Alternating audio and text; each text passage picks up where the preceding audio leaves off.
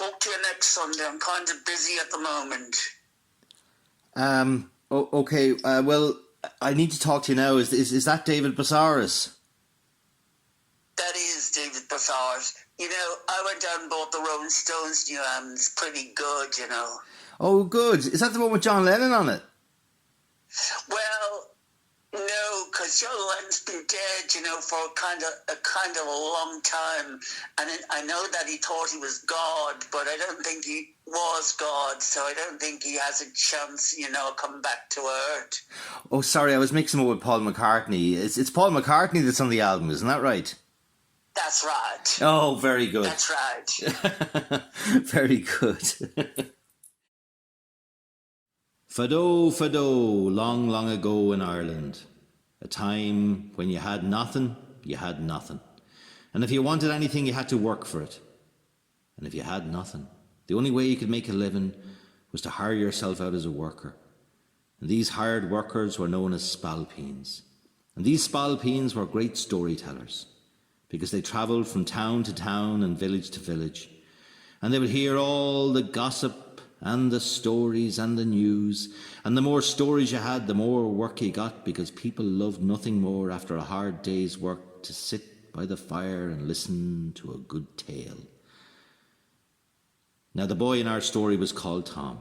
He was a hard worker, but he had no stories, not even one. And no one would hire him after a while, because he had no story to tell. And one day Tom was walking through some class of a field, and all of a sudden the rain started to pour down around him. But he persevered, he kept walking. He had no money, he had no food, he had nowhere to sleep. Oh, things were bad. But in the distance he could see a little light. He followed the light, and the closer he got, he saw that the light was coming from the window of a little cottage. He thought to himself, surely to God, whoever lives in this little house will let me in out of the rain for a while. And then he walked to the door. He raised his fist, and just before he had a chance to knock on the door opened. Standing in the doorway was a tall, thin man dressed in black. His eyes burned like coals. Oh, he looked like a cross between Nick Cave and Rasputin the Mad Monk. "Hello, Tom. I've been expecting you," said the man. Oh, Tom was very surprised by this.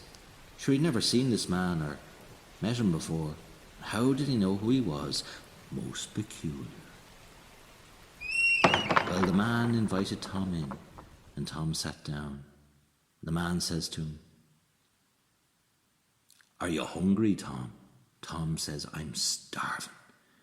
The man waved his hand over the little table in front of Tom, and there a bowl of stew appeared and a cup of buttermilk. Oh, it was magnificent food altogether. Tom wolfed it down. As soon as he was finished, the man said, "Are you tired, Tom?"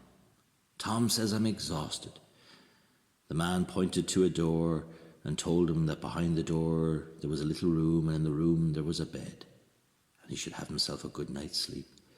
Tom got up, opened the door, and went inside, and sure enough, there was a lovely bed. He lay down, and as soon as his head hit the pillow, he fell fast asleep. But as he slept, he was woken up by someone pulling his hair and someone else poking him in the eye. When he looked up, he saw 3 little demons staring at him, and they began to shout, "You're a lazy boy, Tom, and you've got nowhere in this world doing that." They pulled Tom out of the bed, and he hit the ground. And there on the ground beside him was a big coffin. And then they began to shout, "Lift the coffin, Tom, lift the coffin, huh? Lift it." Tom lifted up the coffin and carried it out into the night. The rain and the wind howled around him. The little men took him to a graveyard with a great wall around it. And then they shouted, "Throw the coffin over the wall! Tom, throw the coffin over the wall! Do it now! He lifted the coffin over the wall and climbed over behind it. As soon as he did, the little men walked a few yards the opposite direction, opened the gate and walked inside. They took him to a plot of earth where a spade stuck out of the ground. They laughed and giggled amongst each other, and then they started to shout, Dig a hole, dig a hole, oh, dig a hole, oh, dig that hole. Tom dug and dug and dug and dug until he found himself in a great hole. The little men pulled him out of the hole by the hair of his head, and then they began to laugh and nudge each other as they all started to cry. Put it in the coffin and let him rot. They lifted Tom up, they threw him inside the coffin. They put the lid on top of the coffin and they hammered the nails in, and there was Tom trapped inside. It was so dark he couldn't see the finger on front of his nose. And then they started to shout, Put him in the hole, put him in the hole and bury him, yeah. Tom felt the coffin being lifted up, and down into the hole he went with a terrible bang. And then he could hear voices all around him inside the coffin saying, We're going to put you down the hole. We're going to bury you. Put the lid on. We're going to put the lid on, and then we're going to be with you, and we're going to hold you all the rest of your life. Tom. Tom screamed and begged for his life. He begged to be let out of the coffin. He cried and he fought with the lining of the coffin, when all of a sudden he found himself fighting not with the lining of the coffin, but with the sheets of his bed. Oh, thank goodness. It was all just a bad dream. Tom found himself lying in the bed. He lifted the sheets off, but he still had all his clothes on, and his boots were still on, and they were covered in mud. Most peculiar, very strange. He climbed out of the bed and he opened the door, and there he went into the main part of the cottage where the man in black sat there, smoking a pipe. He looked at Tom and he said, Did you sleep well last night, Tom? And Tom says, Oh, I didn't. Oh, that's a terror, Tom, that's a terror. But tell me something else. Do you have a story to tell? And Tom says, Funny enough, I do. And he began to tell the story of the three little men, but before he had a chance to get into it, the man in black stood up and he said, Tell us a story, Tom. Tell us a story. And with that, the three little shits came flying down the chimney, and they all started to shout, Tom, tell us a story. Tom, tell us a story.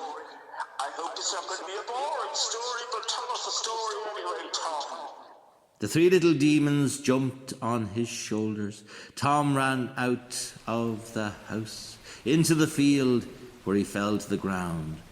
He thought to himself, This is me, I'm finished, I'm done for. As soon as he hit the ground, the little demons disappeared. And when he looked over his shoulder, the house had disappeared too. And all that was left was a ball of mist. But from that day onwards, Tom the Spalpeen was never out of work again. Everybody wanted to hire him because everyone thought that Tom had the best story that anyone had ever heard. Shinny on scale, and happy Halloween from myself, Steve Lally, Storyteller, and David Busaras. I've got something to say. There's something coming special next year everyone will want to know about. And what's that, David? I can't say, it's a secret at the moment.